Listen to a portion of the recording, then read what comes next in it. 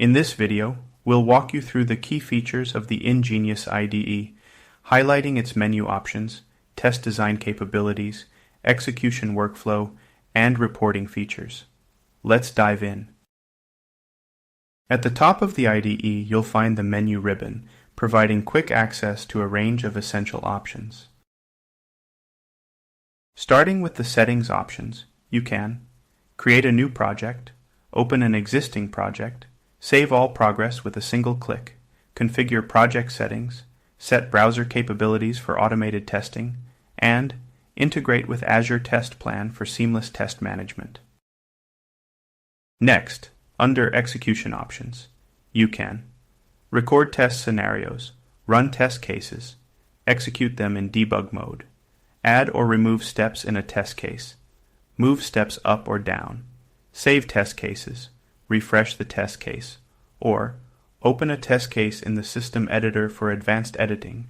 This menu ensures quick and easy access to all the actions you need during your testing workflow.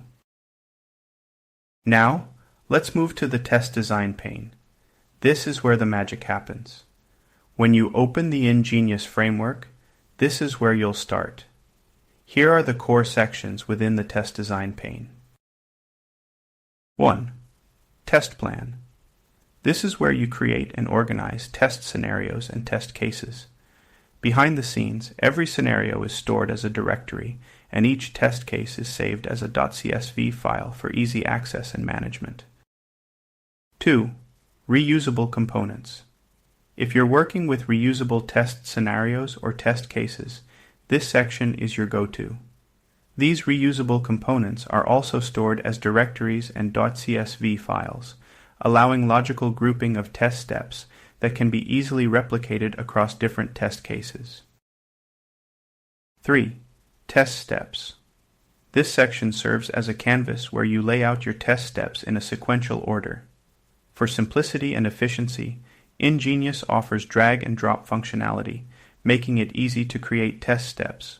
For instance, you can create a reusable login scenario by dragging objects from the object repository and parameterizing them with test data from the datasheet. 4. Test data. Organize your test data in multiple sheets within this section, making it easy to manage different sets of input data for your test cases. 5. Object repository.